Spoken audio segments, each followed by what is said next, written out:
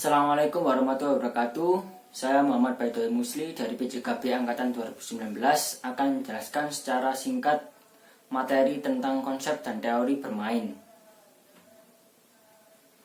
Konsep bermain itu sendiri sebenarnya untuk kecenderungan diri sendiri, menyenangkan diri sendiri dan fleksibel. Fleksibel di sini berarti seperti apa yang diinginkan diri sendiri.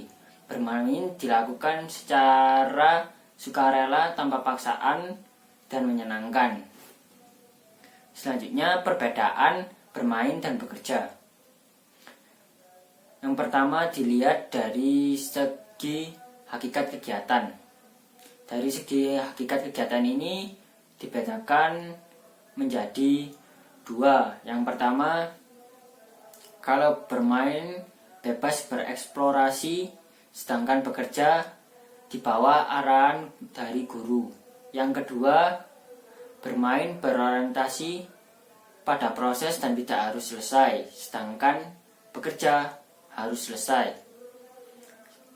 Yang kedua, dilihat dari segi keterlibatan anak.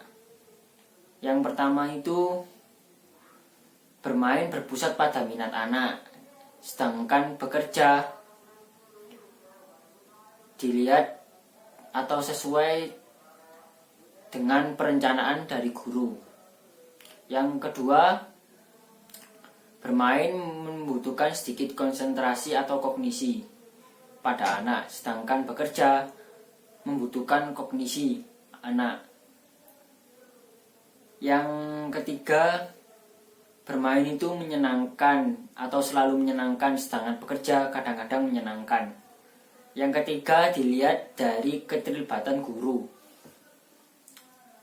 Kalau bermain, sedikit harapan dari guru, sedangkan bekerja berpusat pada harapan dan niat guru. Yang kedua, bermain jarang dievaluasi, sedangkan bekerja dievaluasi. Selanjutnya, membahas tentang teori bermain menurut para ahli. Yang pertama, menurut Herbert Spencer, anak bermain karena mereka punya energi yang lebih. Dan yang kedua, menurut Maurice Lazarus, anak bermain karena mereka memerlukan penyegaran kembali atau mengembalikan energi yang habis digunakan untuk kegiatan sehari-hari. Jadi di sini contohnya seperti jika anak sudah mengerjakan tugas banyak atau memiliki tugas banyak, setelah itu anak itu akan mengajak bermain untuk merefreshing supaya tidak jenuh atau tidak lelah. Yang ketiga, menurut Sigmund Freud, bermain adalah suatu mekanisme untuk mengulang kembali peristiwa traumatik yang dialami sebelumnya demi kepuasan anak. Jadi di sini maksudnya itu jika sebelumnya seorang anak tidak bisa menendang, dia mencoba lagi di hari berikutnya dan bisa menendang. Yang keempat, menurut Froebel, yaitu berpendapat bahwa anak bermain karena membutuhkan pengalaman nyata dan aktif secara fisik atau bermain dengan bebas. Selanjutnya, karakteristik bermain. Yang pertama yaitu menyenangkan dan menggembirakan. Jadi anak itu merasa senang dan gembira, dan permainan itu bisa dilakukan atau dilaksanakan secara bebas sesuai dengan keinginan anak. Yang kedua yaitu spontan dan sukarela atau tidak direncanakan. Yang ketiga, motivasi dari dalam diri anak. Yang keempat, aturan sesuai kebutuhan anak. Yang kelima, fleksibel. Fleksibel di sini berarti anak bebas memilih atau beralih ke permainan yang lain. Yang terakhir yaitu anak harus aktif bergerak dan berpikir.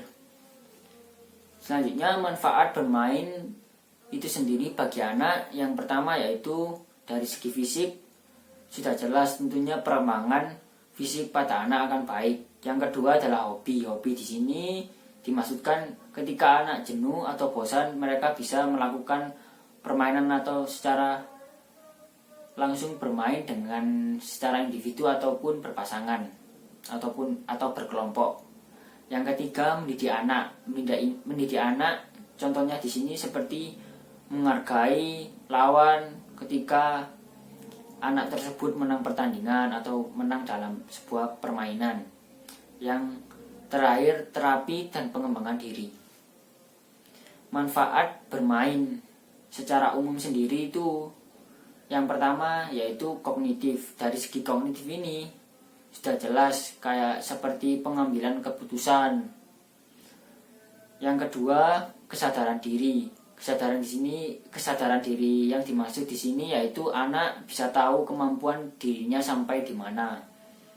Yang ketiga, sosio dan emosional. Contohnya itu seperti bekerja sama, jujur, dan lain-lain. Yang keempat itu motorik. Motorik di sini sudah jelaskan awalnya yang tidak bisa melempar, jadi bisa melempar. Anak yang tidak bisa menendang, sebelumnya sudah akhirnya bisa menendang. Dan yang kelima yaitu bahasa.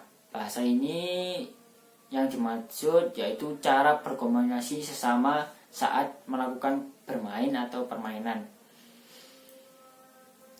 Yang selanjutnya adalah resiko bermain. Resiko bermain ini dibagi menjadi 3, yaitu dari segi fisik yang pertama. Dari segi fisik ini contohnya seperti jatuh atau cedera, kelelahan, dan kotor.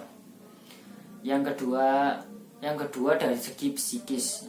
Dari segi psikis ini contohnya seperti kebosanan. Jadi saat anak kala mereka merasa bosan. Yang kedua, motivasi. Motivasi ini seperti ketika anak kala motivasinya akan berkurang. Yang ketiga, dari segi sosial. Seperti biasanya anak bertengkar ketika sedang melakukan permainan atau bermain. Minus sosialisasi, contohnya seperti anak lebih sering bermain secara individu daripada berpasangan atau berkelompok. Itu tadi materi, konsep, dan teori bermain yang bisa saya sampaikan. Kurang lebihnya saya minta maaf. Sekian dari saya. Terima kasih. Wassalamualaikum warahmatullahi wabarakatuh.